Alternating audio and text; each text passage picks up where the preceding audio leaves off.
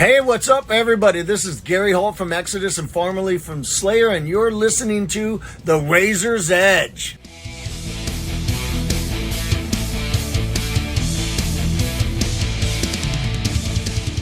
Here with the lead singer of Undeath, Alex. Welcome to The Razor's Edge. Great to meet you. Obviously, you're playing the Holy Goat stage later at Damnation. How excited are you? Very excited. This fest is great. It's like the lineup is like if somebody took my iPod when I was in 8th grade and they put it on shuffle and just booked like the first 12 bands that came up. So I'm very excited. We're all really stoked to be here. Excellent stuff. Now, I saw you hanging around yesterday watching Enslaved, and I think I saw you watching Psy. Yeah. Did you get to watch anyone else? Not yesterday. We showed up kind of late. I mean, we had an incredibly long day yesterday. We drove all the way from Rochester down to DC, and then we flew out of DC to London, and then drove from London up to here. Right. So it's a long travel day. We got here just in time to watch Enslaved, watch a little bit of the Psy set, and then we had to go back to the hotel to try to sleep a little bit. Now, I saw on one of your tweets that it's your 4th time in the UK this year. Yeah. So, do you just love coming back to this place? Or? Yeah, we keep getting booked here. I'll come back as many times as we keep getting shows here. So. Yeah. But I mean, it's great. Shows here are awesome. We've had a great experience. It's crazy to think that back in January was the first time that we had been over here, and now we've been over 4 times. So wow, it's been fun, and I love the shows over here. I love coming over here, so it's always a great experience. Yeah, I was actually fortunate to watch you on tour with Municipal Waste in Manchester. Yeah, cool. How did that go? How was the tour? It was great. I mean, those guys are awesome. Gel, the other band that we were on tour with, they're great. They were good. That was a sick tour. That was honestly one of my favorite ones that we've done, I think. Right. Excellent stuff, yeah. And I say, I purposely went to watch you.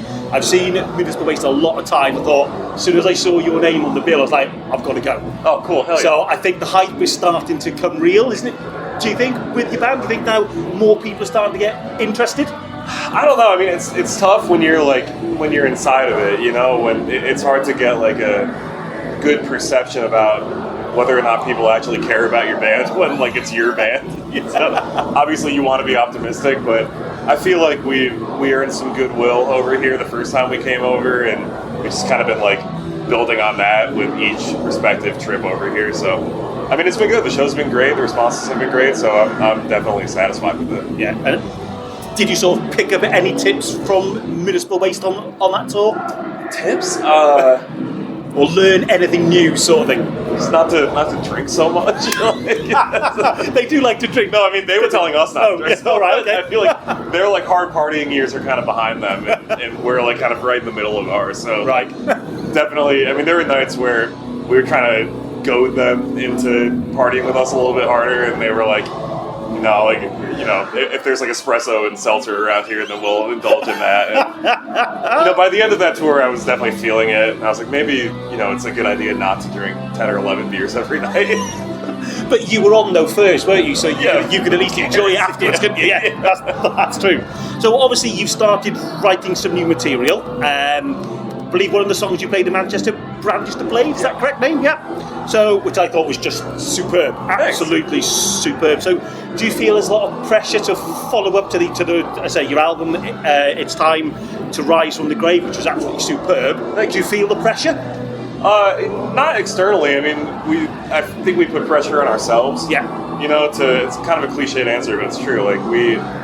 I don't feel any pressure from the outside to top the last record or anything like that, but with us internally, we're always trying to one up ourselves a little bit. We're always trying to push the envelope a little bit in terms of what we think we're capable of and the kind of songwriting that we want to really dial in.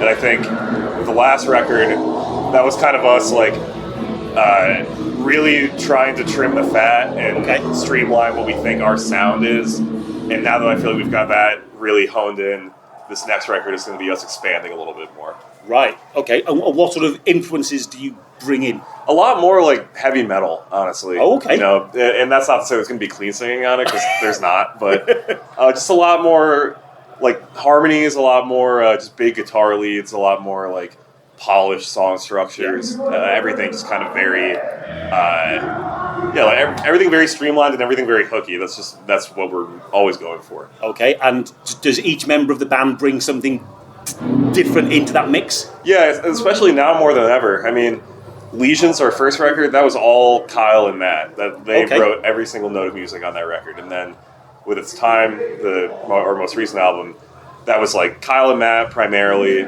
Jared, our second guitarist, contributed a little bit, and Tommy, our bassist, wrote a song.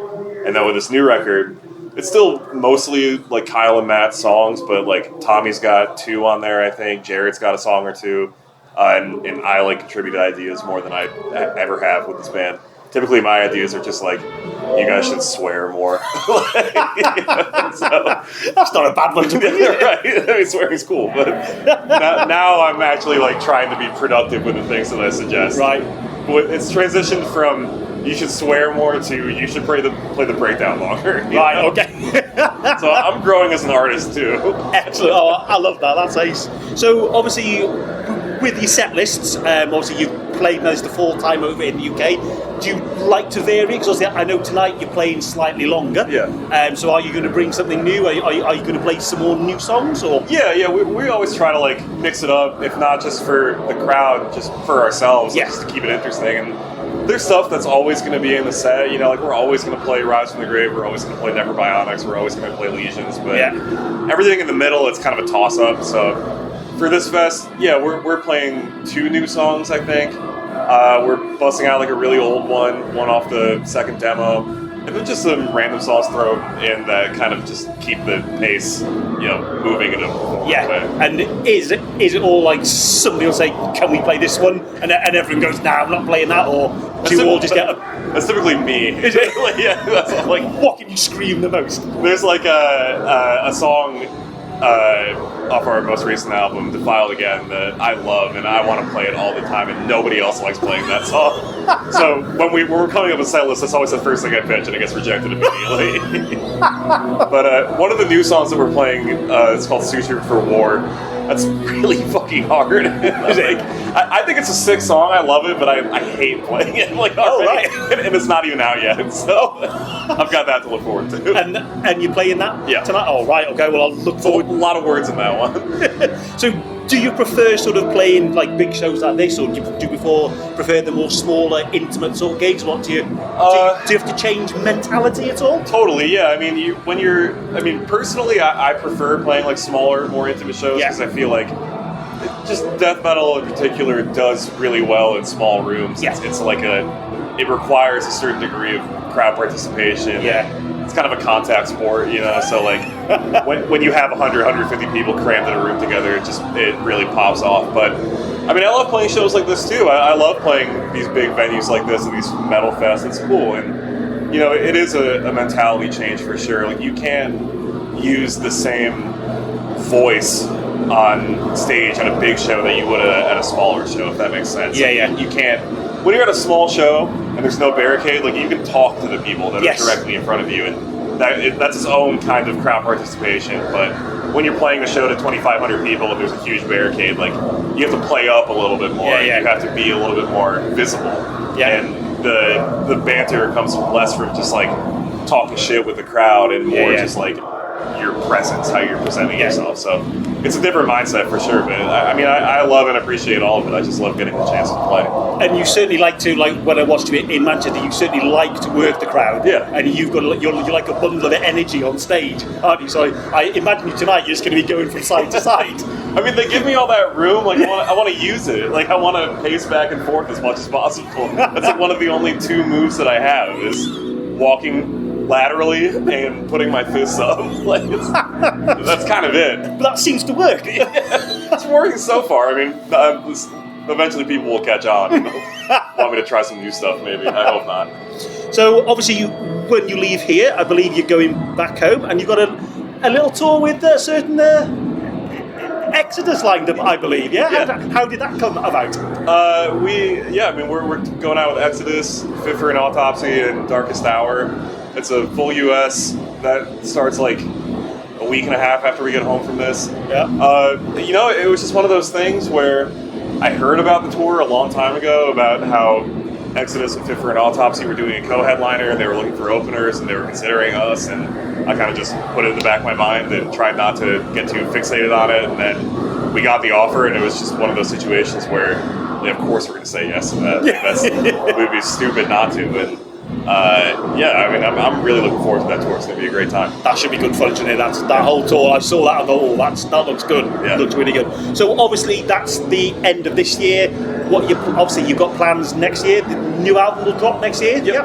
And then what's the plan for the rest of next year?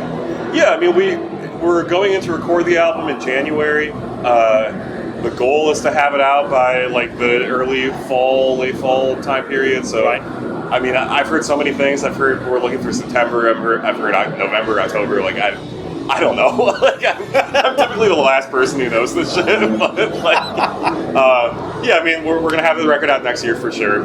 After we record it, a little bit of downtime. I mean, we've been going super hard touring the past 2 years, so I think we're probably gonna take the late winter, early spring off, just kind of chill and focus on like getting the album prepared, like finishing the art, doing music videos, whatever, and then more touring in the summer, I'm sure, more touring in the fall, and excellent. Definitely going to do some shows around the album coming out. I don't know. I mean, we'll see. It's kind of it's an open schedule at the moment, but I'm sure it's going to be completely full in 2 months' time. Excellent. But then I suppose the more tours you do, the more exposure you get, more people get to watch you, which is what it's all for, isn't it? Yeah, I suppose. Yeah. That's right. Okay. So last sort of question: who would be your dream band to tour with? Okay, so I have the political answer and I have like the personal answer. Give me both. Go on. Okay, so Give me both. Go on. The political answer is Cannibal Corpse because I feel like, or I shouldn't say political, I should say like the diplomatic answer. Okay. Because like everybody in my band would love that. I would love that. Yeah. I think it would just go over super well. Like that is obviously our number one influence as a band, is Cannibal Corpse. Like we just worship at the altar of that band. It would be amazing just to see them every night. Like that would be a band. I mean, sometimes like you go on tour with bands, and even if you love them, you don't want to see them 36 nights in a row. Like you need a night off, and just to chill in the van and sit in the darkness or something. But Cannibal Corpse would be a band that I would watch every single night, their entire set. So that's like number one. The selfish answer is a band that is from Japan called Trico. This tour would not go over well. It would be. They're like a sort of funky, like math rock band. Oh, okay. They're like my favorite band of all time. I love them so much. Right. Their fans would absolutely hate us, and I don't think our fans would like them either. But I would have a great time on that tour. So that's all that matters, right? It's a real contrast of styles. Like, that's what we do. Well, okay. Well, on that wonderful note, thank you very much for taking the time to speak to the Razor's Edge, and good luck with the show. Thanks very much. Cheers.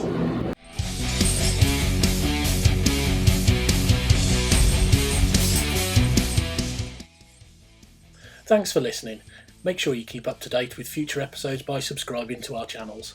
For more information on this podcast, or for all the latest music news, reviews, interviews and more, head over to our website, www.therazorsedge.rocks.